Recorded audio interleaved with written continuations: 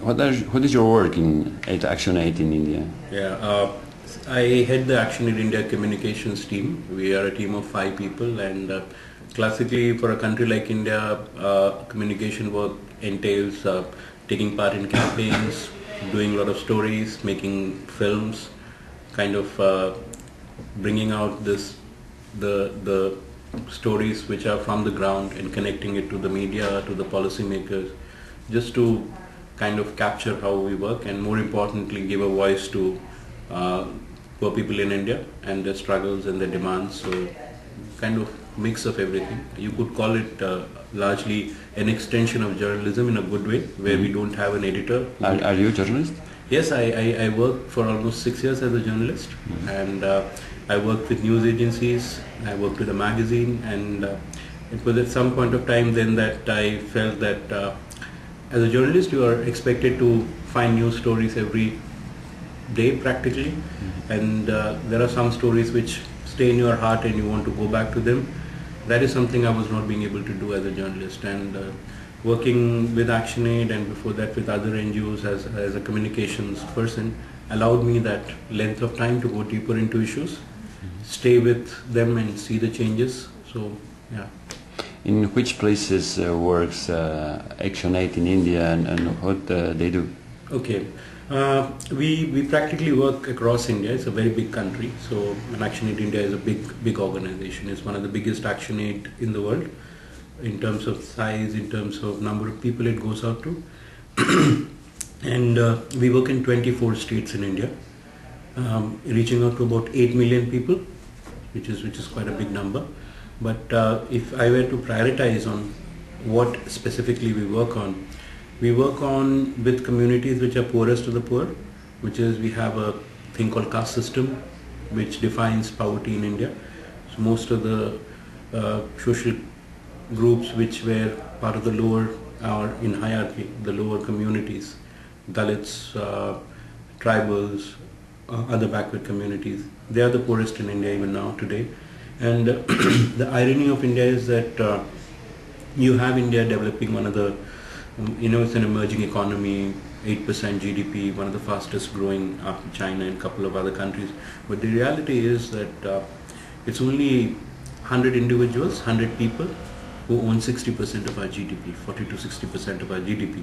So for a 1 billion nation, 100 people having so much money and control, and that becoming story of growth of India is half the truth, So we work on the real truth, which is people who haven't got fruits of economic growth, but as a matter of fact, they are becoming poorer because of the nature of growth we have, which is very, very excluding and monopolistic in nature. So we work with them, and women are a very important constituency for us, because we know globally that 70% of the poor in the world are women.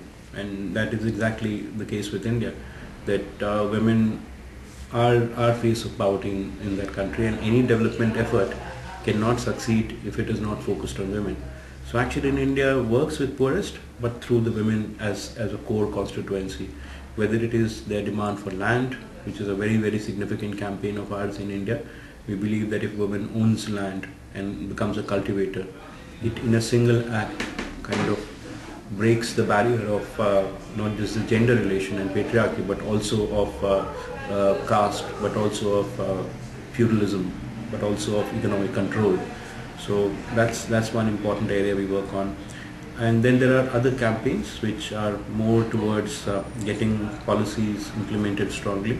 You must have heard that India has a very kind of I don't know what word to use because it's such a crazy practice. We have something called female infanticide or infanticide.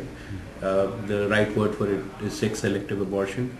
And recently India counted. We have a census. It's the largest counting exercise in the world because we do it every 10 years. And we've discovered something that Action Aid has been saying for a long time, but the government now admitted to it, that we have one of the worst ratios of number of girls who are there per 1,000 boys under the age of 6, and it is worst since our independence. So while the nation has grown as an economy, as a democracy, we have a lot to be proud of, but for poorest of the poor, especially women and girls, the reality has not changed, it has become worse. So we work on a campaign, we call it Disappearing Daughters, and that's something which is very close to my heart, and I've been involved with it very, very deeply. But you're talking about abortion, or? Yeah, abortion based on identifying the sex of the fetus, and if it's a girl fetus, then the parents decide to abort. And we have a gap of 35 million girls in last 2 decades. If girls were not aborted, there would be 35 million more women in India. The population now in India is 1,200 million. What is your relationship with the government, with administration? How do they think about the work of Action Aid and the other NGOs? On the whole, I'll tell you first about our approach to what we think of government. NGOs can never take place of the state. I think NGOs have an important role as a catalyst, but the real change has to be that in a democracy, the state is the agency responsible for change. So there is no doubt about the fact that our agenda of development is not to do everything and all with all, because we can't. There is a thing about resources, there is also a thing about a democratic choice. So our relation with the state is one where we believe that people have rights, and we will help them to assert their rights, demand their rights, combine together, create situations where they can get full citizenship and become more active participants in democracy. And the state is the main agency which needs to deliver it. So our relation with the state is that they don't see us as a problem yet. There are times when we are on the wrong side of the state as per them. To give you one example, India has a dark, bloody chapter in communalism in our politics, and there was Gujarat riots, which is notorious across the world for a time when the state just stood on the side and Hindus and Muslims clashed, and because Hindus were more in number, and police forces, they're largely Hindus in them, and so in the administration, because Muslims in India are lowest in terms of access to education and everything, and there are a very wide range of factors for it. But when Gujarat, there was a communal riot that broke out, Action Aid India took a position, and it unlike other organizations who were worried where to go and what to do and be silent or speak out, we had no doubts. Our entire staff moved to Gujarat. We worked in camps. We set up some of the first relief measures, but more importantly, we started a peace initiative wherein youth from both the communities would walk in very sensitive dangerous areas talking about peace. So that is one example where we were not on the side of the state technically. So it is so to put it simply, state is an important agency for us because we see state as something that people create, and it should be accountable to people. And as an NGO, you should be accountable to people for making that change possible. But when you find policies like the policy of promoting industry over people's interest, you will find us in taking a position against state. But it's not the state itself, but its policies. So several times, like there is a struggle on in India against a big company called Vedanta. It is a UK listed company. It's one of the largest mining giants in the world. And they have taken a land and forest to make one aluminum refinery. And they wanted to take a mountain which is held sacred and very central to sustenance of tribal people called Koans, which is one of the most earlier kind of group of people across the world. I mean, it's an indigenous population which has had a history of 5,000 years living on that mountain. So we are fighting with them, and we did campaign in UK with the shareholders of Vedanta. We did campaigns in Delhi to highlight it in media and all. The state is not very happy about it because it goes against their notion of growth. But we want to define growth for poor people, not just for few. And that's where when we are not on the side of the government. But when government does good things and it wants our support, we work with them. Yeah. In India, there are a lot of NGOs, yes. Thousands of NGOs working there. Now, is it normal? Is it good?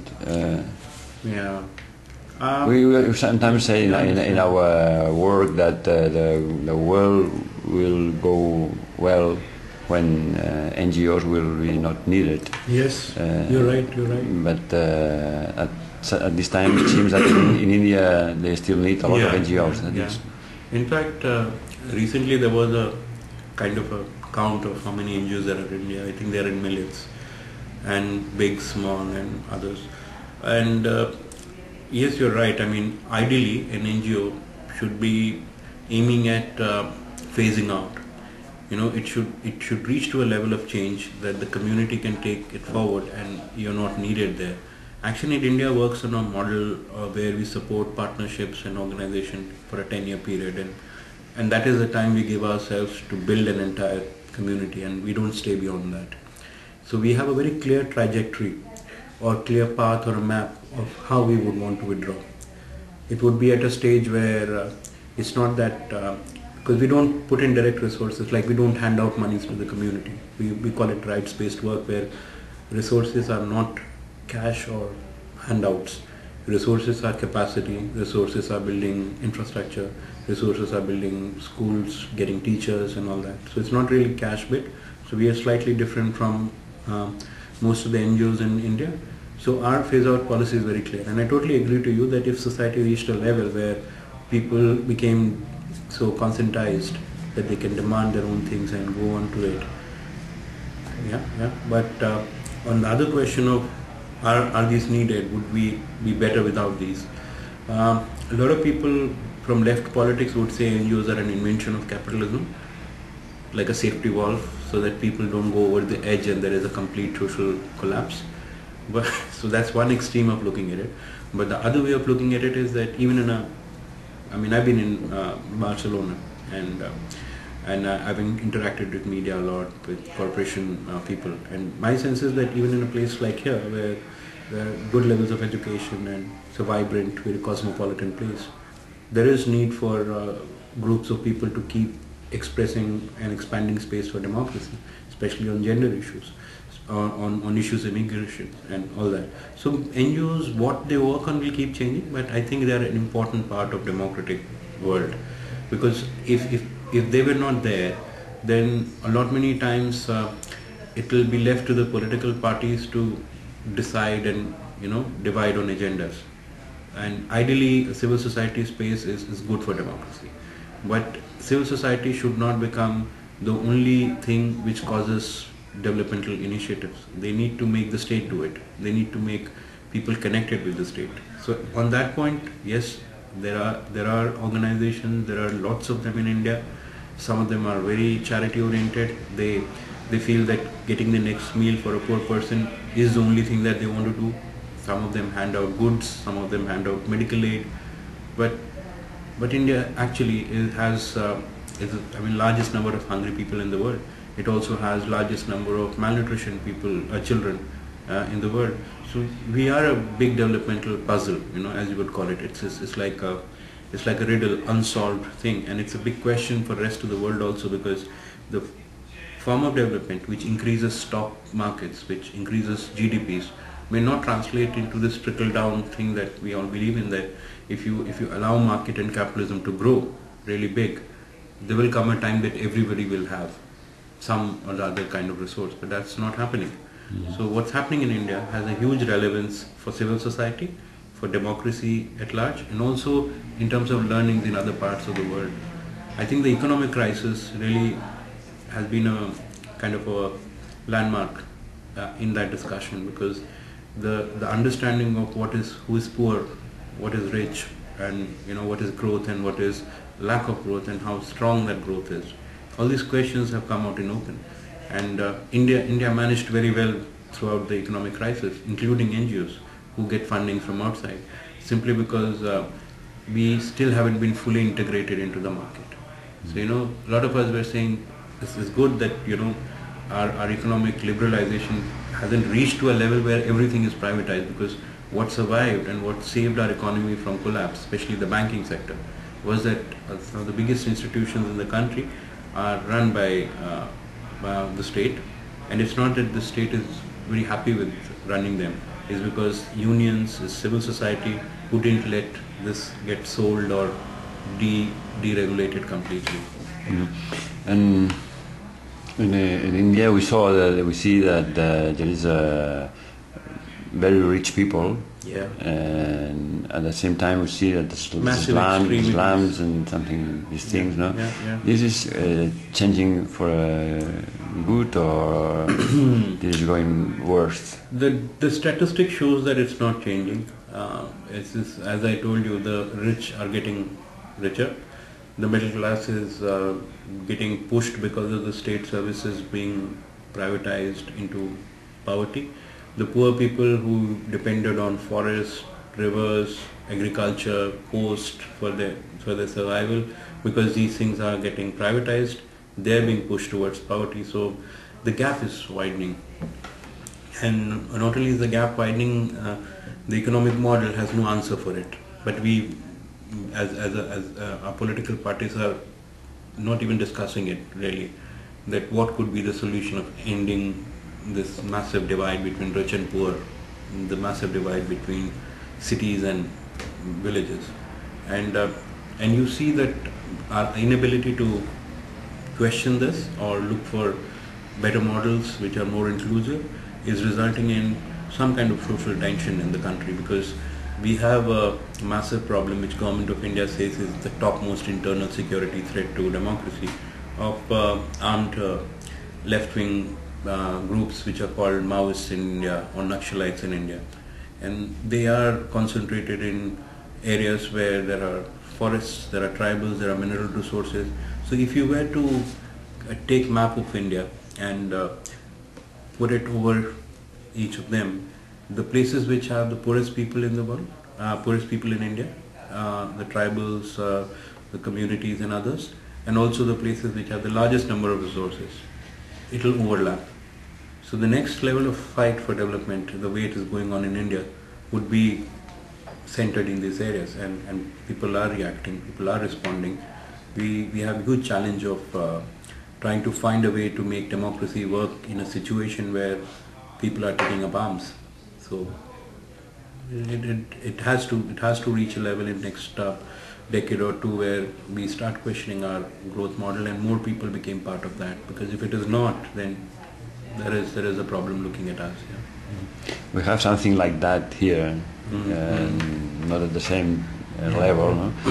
But we have 20% of people without work, but we have social securities, we have money from the state, we have jubilation. Do they have these opportunities in India? I think if I were to make one big suggestion or observation about the current situation in Spain, I think you people really need to realize there is something very special that you have in terms of support service and social security. You should not let it go, because with the economic crisis, there will be a lot of political parties using pretext of resource cut to reduce these. And I think this is the last defense that exists for people against crazy kind of economic crises which are created by few banks and few bad fiscal policies, and with no fault of people by and large, they become vulnerable. So this is something that's missing in India. We are making efforts towards having better social security, but it is not available. For instance, access to health, and access to education, access to livelihood schemes and other things, they're still very, very patchy. It's not very regulated. Health particularly is in a very bad shape. We don't have really clear vision of all that. And in last one decade or so, because of civil society movements, we have some central schemes like which save people from extreme poverty. We have a national employment guarantee scheme which allows every rural person or a family to demand 100 days of work. It is not a lot of money, it's barely enough for survival, but that's kind of the last lifeline for the poor. In the whole India? Yeah, whole of India. So these have come up in last one decade, but they have their troubles with implementation, because the social system is such that certain kind of communities have better access, women are not given this work. So all that is an implementation related problem, but the scheme itself has worked a lot, and it has to a very small extent been able to arrest migration, which is a big problem with the model of development wherein cities become centers of growth and the rural areas are just seen as places from where cheap labor and resources will come. That could change if we go beyond the scheme and we can expand. But coming back to your question, social security, state's responsibility of ensuring at least basic dignity and minimum rights of citizenship is very important. We don't have that very evolved in India. We are getting there. But it is something that a lot of European countries need to protect, because we have an experience of how these things were created and then taken out, and then we are rebuilding them. Because whenever there is an economic crisis that happens, the government can very easily. So it should be made a non-negotiable for a democracy that certain social security schemes cannot be repeated. It should almost be built into the constitution. And what about the old people in India? We have, as I told you, I mean we are developing it. It's not really something that's very easily understood or implemented or high on political agenda. But the scheme that I was talking about, employment scheme, is there. There is scheme for people, senior citizens, old people, to have certain kind of access to health, but we don't have that bigger health infrastructure. It doesn't reach everywhere. So even if there is a scheme, there might not be a hospital nearby. So we have very different kind of problems. But in theory, we are moving towards a phase where social security will become an important part of our democracy and political system. And you believe that politicians in India will face that problem well? Politics in India, like any other place, I mean, politicians are not always rooted in what people want. Politics is also a game of creating opinions and listening to opinions and asserting. It's like a struggle for hegemony.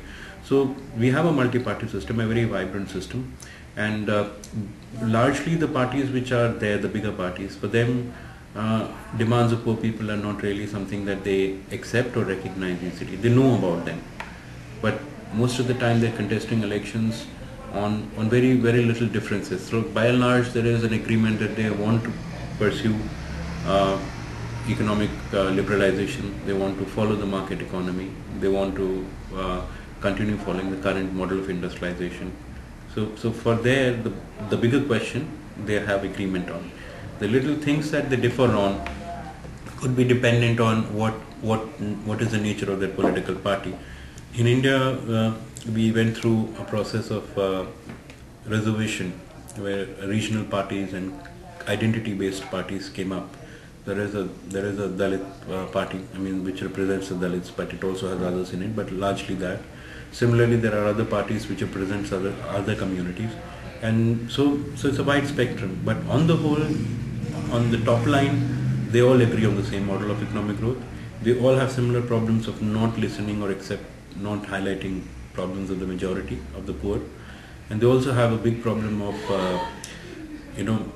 corruption, which is really, it's something that has become very visible in India now, because the last 2-3 months there were big movements, and there is a bill that is being drafted right now which will make it possible for politicians to be held accountable if there are corruption charges against them, investigated and all that.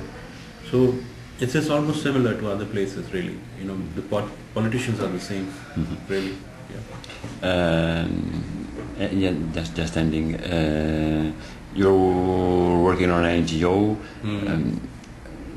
but politics is important for changing things. Yes, it is. Don't you have never thought in working in politics? It's a very tricky game. The platforms and groups that we support, they engage with politicians. To give you an example, we, after tsunami, Action Aid India worked very closely with coastal women living in the coast from the communities, because when tsunami happened, government and private sector found a good excuse to create kind of a situation to buy all the land and privatize everything that is next to the coast for tourism and for industry. They said, oh, tsunami happened and you all got washed away, it can happen again, so go behind, go away from the coast. But it was actually a campaign to get that land. And we worked with coastal women and we resisted this, and we said, no, the coast the coastal community has a customary right to the coast, so you can't remove them from there, even if it is on pretext of saving them from disaster. So we kept working with them. This group in 5 years has evolved so much that they have become like a semi-political party of their own. And they have been able to successfully stop a legislation which was going to take away the protection that these communities have of their rights on the coast across India. So we do engage with politics, but we don't engage typically with politicians, you see. They are part of our equation. Some of them can be an ally, but then to be able to get accepted as a legitimate change maker and not be seen as a pawn between different political parties, we need to be very careful, and we walk a very thin line there. Whoever comes in support of an agenda, we don't give second thoughts. We do accept that support and work with them, but we don't share party platforms. We don't share spaces with politicians in their meetings. This task is done largely by our partners, and who have gone on to create political parties, who have gone on to campaign. For instance, there is a big demand for land for women in South India. We support an organization called Dalit Samakya. It's a all-women's organization demanding land. They when they go for election happens in those areas, they go as a group to each political party and submit their own manifesto. And in fact, in certain cases, symbolically, they have taken signatures on pledges.